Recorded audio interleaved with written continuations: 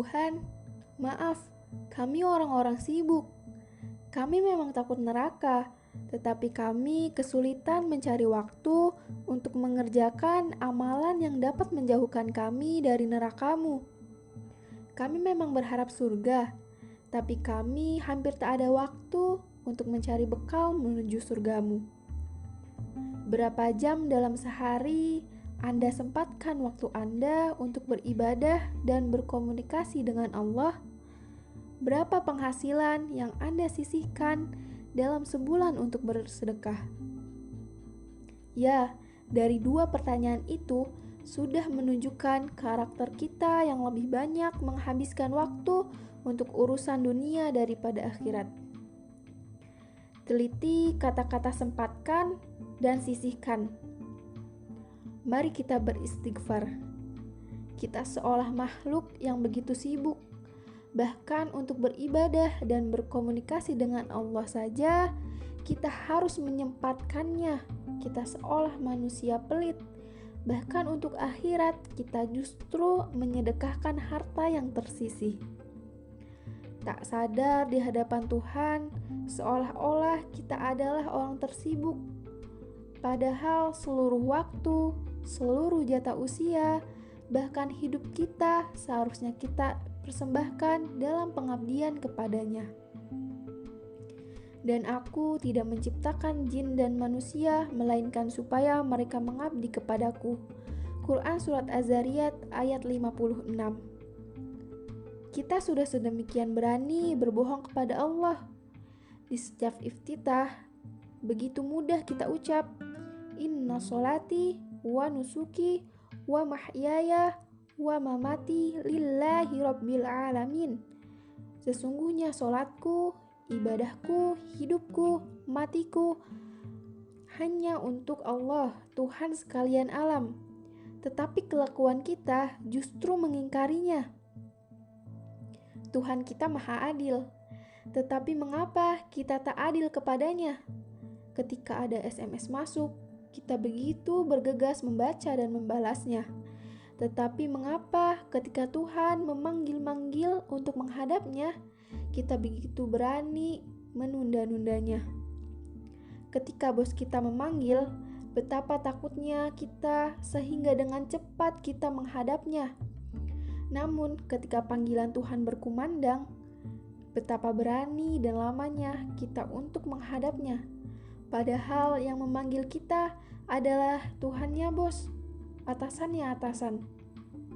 Saudaraku, dengarlah kalimat-kalimat muazin yang berkumandang paling tidak 5 kali sehari.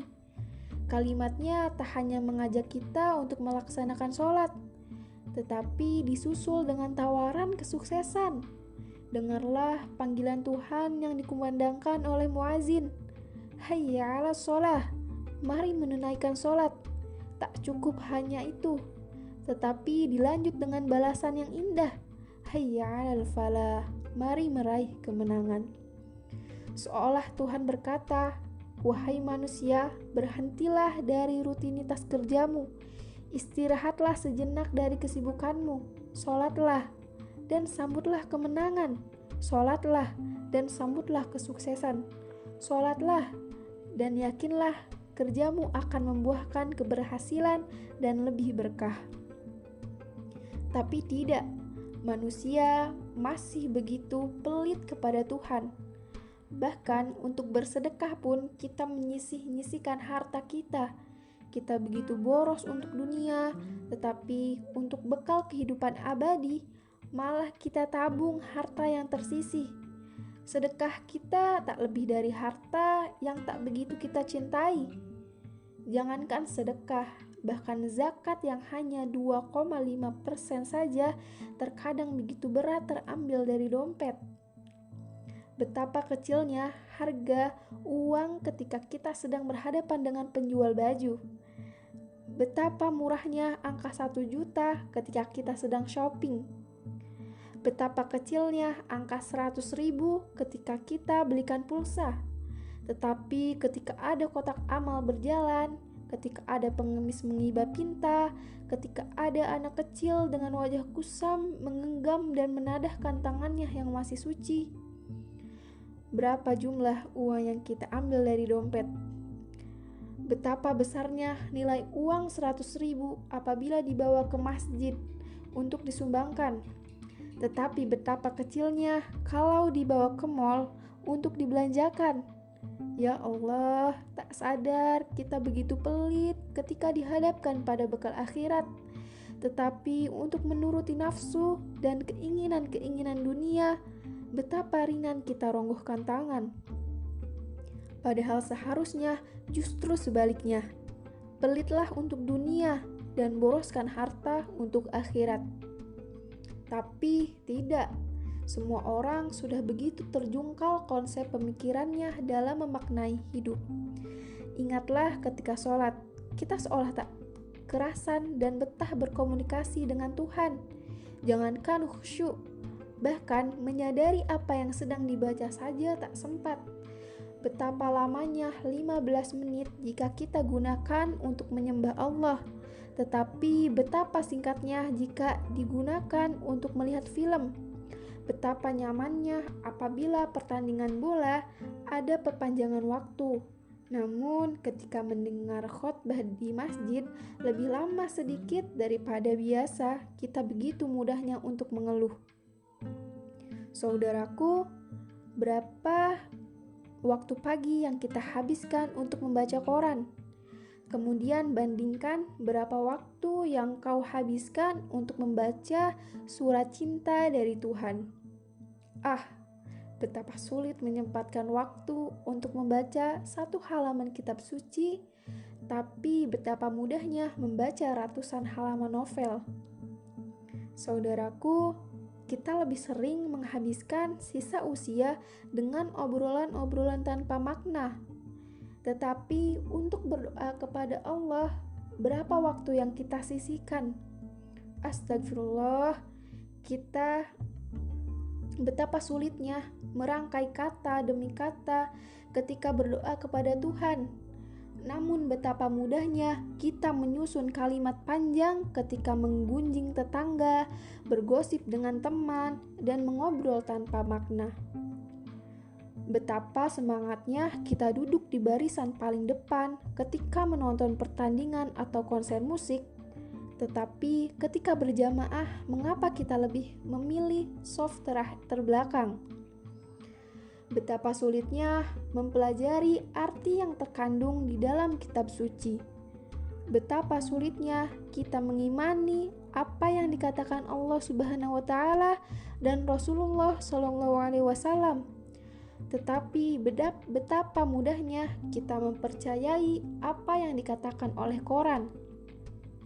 Ya, tiap pagi koran seolah menjadi sarapan wajib. Tetapi hampir tiap hari seolah tak ada jeda untuk mengisi waktu dengan tilawah.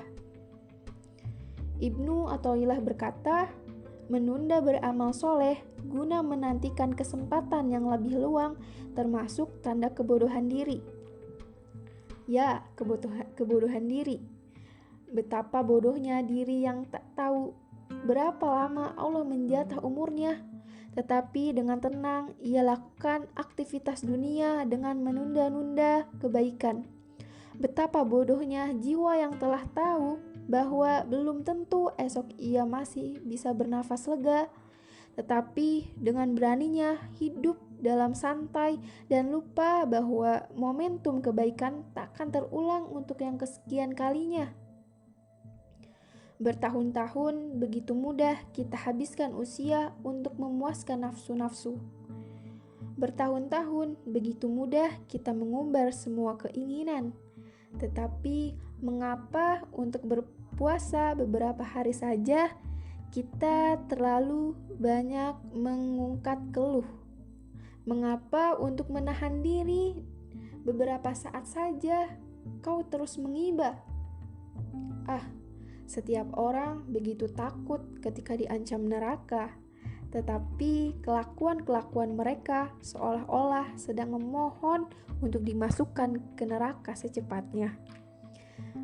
Betapa setiap orang ingin menginjakan kaki di pelataran surga, tetapi kelakuan-kelakuannya justru menjauhkannya. Semua umatku akan masuk surga kecuali yang enggan memasukinya. Siapa yang menaatiku akan memasuki surga. Dan siapa yang mendurhakaiku, maka dialah orang yang enggan masuk surga. Hadis riwayat Bukhari. Tuhan, harap maklumi kami. Tuhan, kami manusia-manusia yang begitu banyak kegiatan. Kami benar-benar sibuk, sehingga kami amat kesulitan menyempatkan waktu untukmu. Tuhan, harap maklumi kami, hamba-hambamu yang begitu padat rutinitas, sehingga kami sangat kesulitan mengatur jadwal untuk menghadapmu. Tuhan, kami sangat sibuk, jangankan berjamaah, bahkan munfarid pun kami tunda-tunda. Jangankan rawatib, zikir, berdoa, tahajud, bahkan kewajibanmu yang 5 waktu saja sudah sangat memberatkan kami.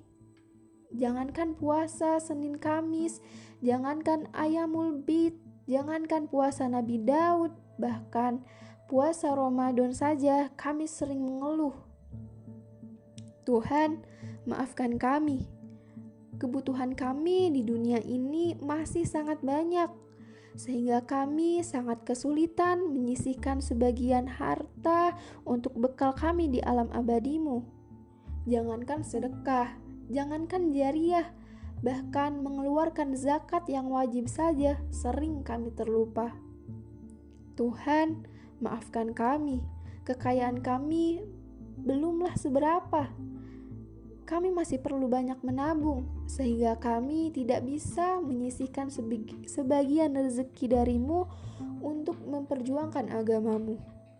Tuhan, maafkan kami tak sempat bersyukur, jiwa kami begitu rakus, kami tak kunjung puas dengan nikmat-Mu, sehingga kami kesulitan mencari-cari mana karunia-Mu yang layak kami syukuri. Tuhan, maaf, kami orang-orang sibuk. Bahkan kami kesulitan mencari waktu untuk mengerjakan amalan yang dapat menjauhkan kami dari neraka-Mu. Kami hampir tak ada waktu untuk mencari bekal menuju surga-Mu. Tuhan, urusan-urusan dunia kami masih amatlah banyak. Jadwal kami masih amatlah padat. Kami amat kesulitan menyempatkan waktu untuk mencari bekal menghadap-Mu. Kami masih belum bisa meluangkan waktu untuk khusyuk dalam ruku, menyungkur dalam sujud, menangis, mengibah, berdoa, dan mendekatkan jiwa sedekat mungkin dengan-Mu. Tuhan, tolong, jangan dulu Engkau menyuruh Israel untuk mengambil nyawa kami, karena kami masih terlalu sibuk. Tuhan, maaf, kami terlalu sibuk. Padahal Engkau memerintahkan kami berwudu untuk membasuh wajah kami yang telah penat memikirkan dunia. Padahal Engkau meminta kami bertakbir ketika jiwa kami terasa letih menggapai cita. Padahal Engkau perintahkan kami bersujud untuk merenggangkan pundak kami yang telah letih memikul amanah. Tuhan, maaf, selama ini kami terlalu sibuk. Kami terlalu sombong kepadamu, seolah kami tak membutuhkan-Mu. Mohon cahayai hati kami, guyur jiwa kami dengan hidayah-Mu, agar jiwa ini tawadu di hadapan-Mu, agar jiwa ini ikhlas menuruti tuntunan-Mu, agar diri ini tegar di saat yang lain terlempar, agar jiwa ini teguh di saat yang lain runtuh. Tuhan, maaf, selama ini kami merasa sok sibuk, padahal Engkaulah yang maha sibuk. Kami seringkali telat menghadap-Mu, padahal Engkau tak pernah sekalipun telat memberi kami makan dan minum setiap hari. Kami seringkali lupa menunaikan kewajibanku padamu, padahal Engkau tak pernah lupa menerbitkan mentari di pagi hari. Kami seringkali lalai mengingat-Mu, padahal Engkau tak pernah sekalipun lalai mempergilirkan siang dan malam. Setiap saat keburukan kami naik disampaikan para malaikat padamu, sementara kebaikanmu setiap detik tercurahkan kepada kami. Allah, tidak ada Tuhan selain Dia, yang hidup kekal lagi terus-menerus mengurus makhluknya, tidak mengantuk dan tidak tidur. Quran Surat Al-Baqarah ayat 255.